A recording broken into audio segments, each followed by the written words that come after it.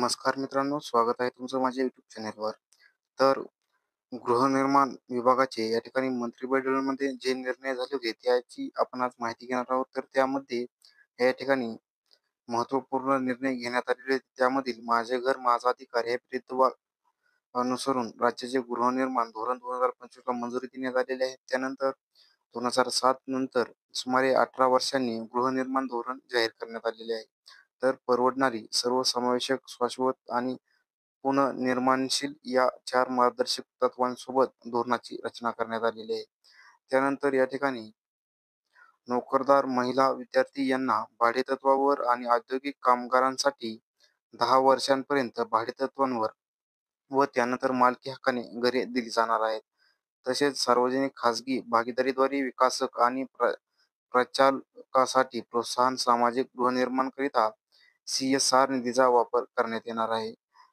तसेच 2030 पर्यंत आर्थिकदृष्ट्या दुर्बल घटकांसाठी सामाजिक गृहनिर्माण म्हणजेच MIG आणि अल्प उत्पन्न गट LIG याकरिता 35 लाख घरे बांधण्याचे उद्दिष्ट यांकरिता 70,000 कोटीची गुंतवणूक अपेक्षित आहे.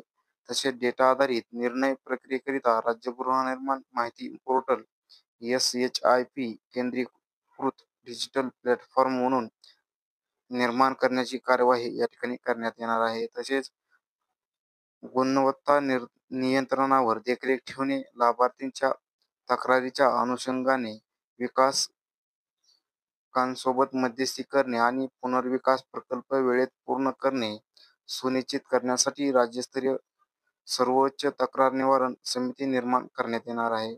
तसेच सहकारी गृहनिर्माण संस्थांच्या इमारतींच्या स्वयं पुनर्विकासाच्या प्रक्रियेस प्रोत्साहन व चालना देण्यासाठी राज्यस्तरावर स्वयं पुनर्विकास कक्ष निर्माण करण्यात येणार आहे.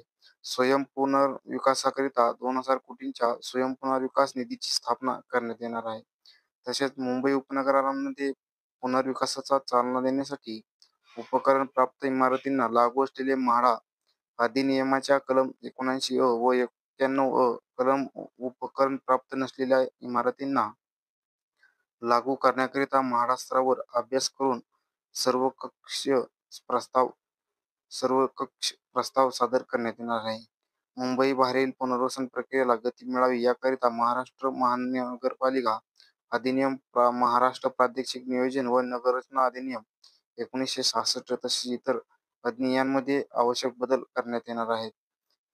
तर झोपडपट्टी पुनर्वसन प्रकल्पासाठी केंद्र सरकारच्या जमिनीचा वापर प्रस्तावित यांकरिता या अंतर्गत केंद्र सरकार व झोपडपट्टी पुनर्वसन प्राधिकरण यांच्या संयुक्त उपक्रम स्वरूपात झोपडपट्ट्यांच्या पुनर्वसनासाठीच्या योजना राबविण्यात येऊ शकतात. तसेच संबंधित केंद्र शासनाच्या या ठिकाणी विभागाकडून निधी उपलब्ध करण्याचे प्रास्ताविक आहे. तसेच एकात्मिक नियोजनाच्या माध्यमातून एकाच प्रभागातील अनेक झोपडपट्ट्यांचे पुनरुज्जीवन करण्यासाठी धोरणात्मक दृष्टिकोन म्हणून समूह पुनर्विकासाला या ठिकाणी धोरणात प्रोत्साहन दिले जाणार आहे.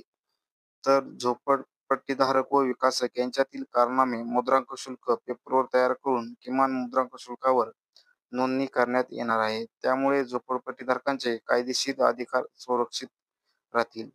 तर मित्रांनो, अशा प्रकारे गृहनिर्माण विभागातील या ठिकाणी महत्त्वपूर्ण निर्णय या ठिकाणी आपण जाणून घेतलेले आहेत. तर अशाच माहितीसाठी आपल्या चॅनलला सबस्क्राईब करा. व्हिडिओ आवडला असेल लाईक करा, शेअर करा. धन्यवाद.